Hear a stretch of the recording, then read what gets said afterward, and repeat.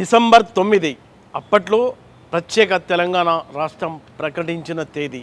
ఆ తేదీ నేపథ్యంలో కాంగ్రెస్ పార్టీ ఏడాది అయింది కాబట్టి అధికారంలోకి వచ్చి సెలబ్రేషన్ చేసుకుంటుంది. అందులో భాగంగానే నిన్న మహబూబ్ నగర్లో ఏర్పాటు చేసిన సమావేశంలో ముఖ్యమంత్రి రేవంత్ రెడ్డి మాట్లాడుతూ తనదైన స్టైల్లో ఆయన స్పందించారు.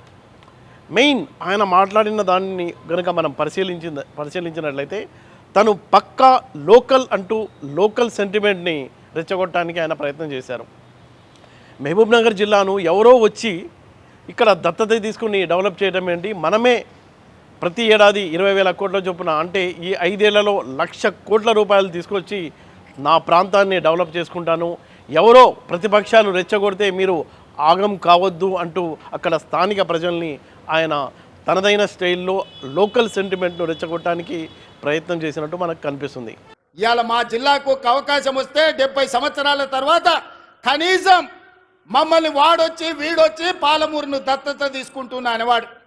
ఆనాడు చంద్రబాబు నాయుడు కావచ్చు, రోజే కావచ్చు, కిరణ్ కుమార్ రెడ్డి కావచ్చు, తెలంగాణలో చంద్రశేఖరరావు పాలమూరుకు వచ్చి పాలమూరుని దత్తత తీసుకుంటున్నా అనేవాడు.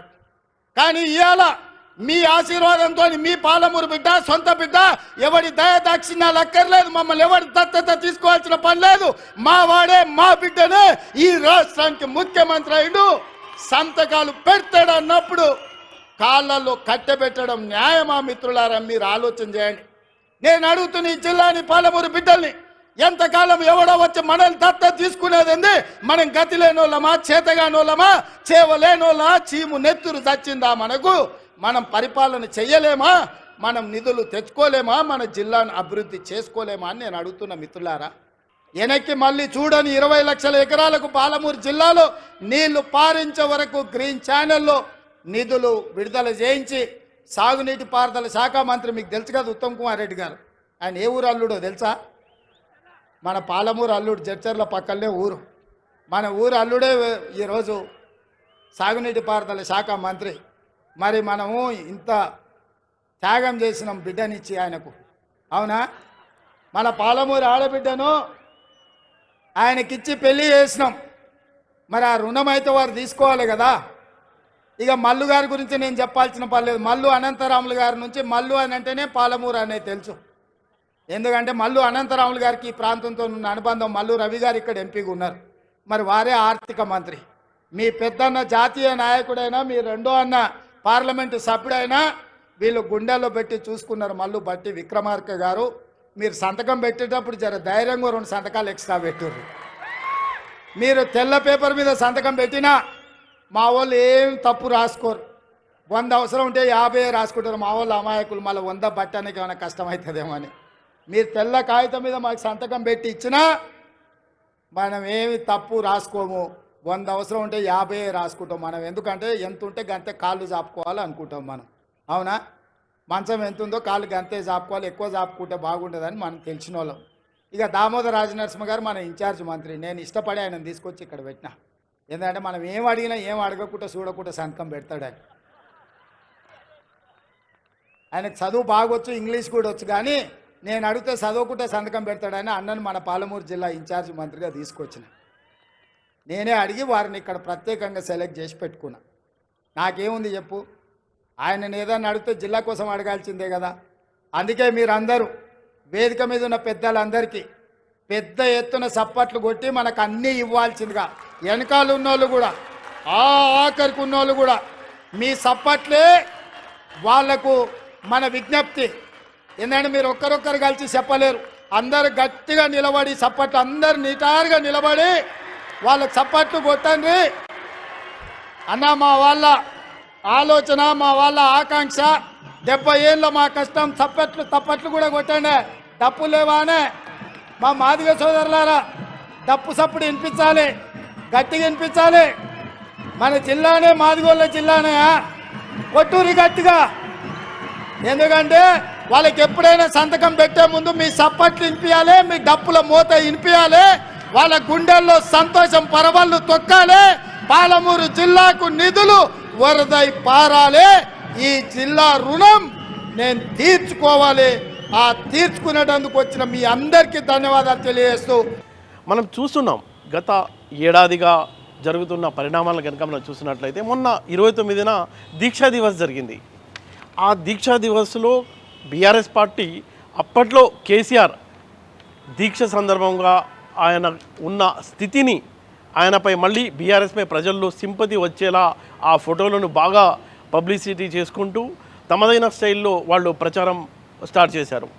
కేటీఆర్ మాట్లాడుతూ ఆయన కూడా రెచ్చగొట్టేలా చేసిన మాటలు ఏంటంటే, తమ పార్టీ బీఆర్ఎస్ అయినప్పటికీ తెలంగాణ కేసీఆర్ వల్లే అవుతుంది, కేసీఆరే తెలంగాణ, తెలంగాణ కేసీఆర్, ఢిల్లీ గులాంలకు అలాగే గుజరాత్ గులాంలకు తెలంగాణ న్యాయం చేయరు, వీళ్ళంతా కాంగ్రెస్ పార్టీ ఢిల్లీ గులాంలా వ్యవహరిస్తుంది కాబట్టి తెలంగాణకు న్యాయం జరగదు, బీజేపీ వచ్చినా అది గుజరాత్ వ్యాపారస్తులకు గులాంగా ఉండాల్సిందే తప్ప న్యాయం జరగదు, తెలంగాణకు న్యాయం జరగాలంటే కేసీఆర్ ద్వారానే సాధ్యమవుతుంది అంటూ ఆయన లోకల్ సెంటిమెంట్ను రెచ్చగొట్టడానికి ప్రయత్నం చేస్తున్నారు. మనకు చూసినట్లయితే పక్కా లోకల్ ఎవరు, కేటీఆరా రేవంత్ రెడ్డా, ఈ అంశంపై ఇద్దరు పోటీ పడుతున్నట్టు మనకు తెలుస్తుంది.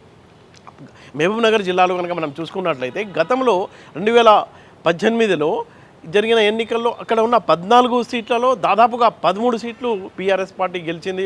ఒకప్పుడు బీఆర్ఎస్ పార్టీ తరఫున ఎంపీగా కూడా కేసీఆర్ అక్కడ నుంచి పోటీ చేశారు. ఒక బలమైన కంచుకోటగా ఉన్న బీఆర్ఎస్ పార్టీని మొన్న ఎన్నికల్లో స్వీప్ చేసింది కాంగ్రెస్.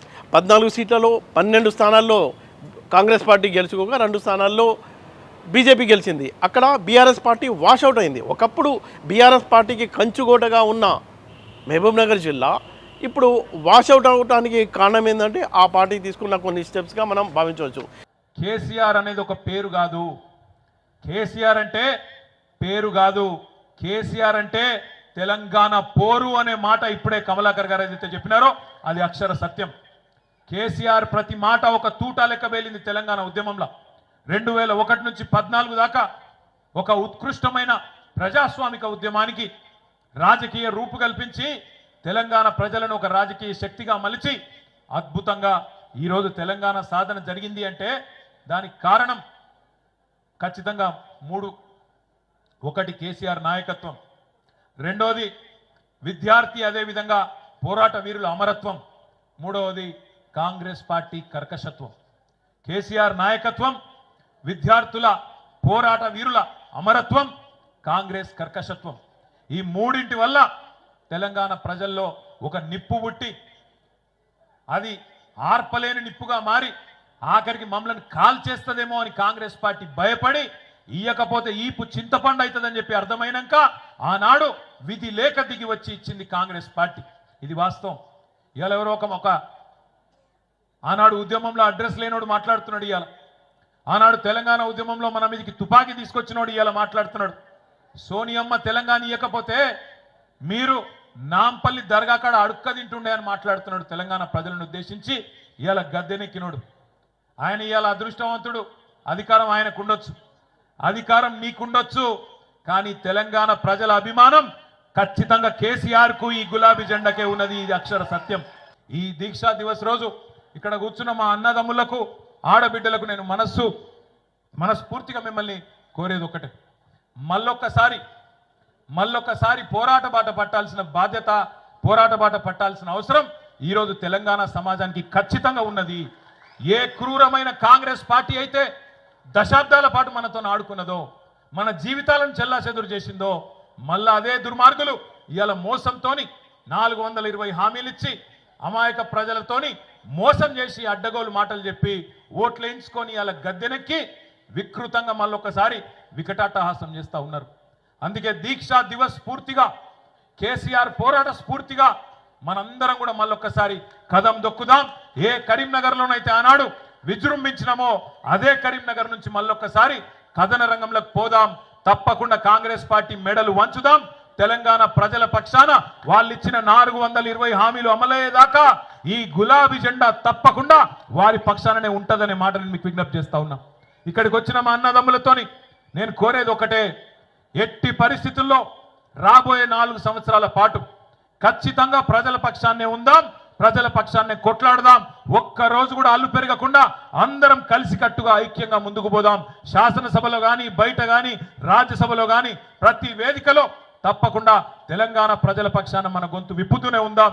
సందర్భాన్ని వచ్చినప్పుడు ఉద్యమం చేద్దాం, లేదంటే ఎక్కడికక్కడ ఈ పోరాట స్ఫూర్తిని నింపే విధంగా ముందుకు పోదామని చెప్పి మీ అందరు కూడా విజ్ఞప్తి చేస్తూ ఈ దీక్షా దివస్ను ఇంత బ్రహ్మాండంగా విజయవంతం చేసిన మీ అందరికీ పేరు పేరున నమస్కారాలు తెలియజేస్తూ జై తెలంగాణ, జై తెలంగాణ.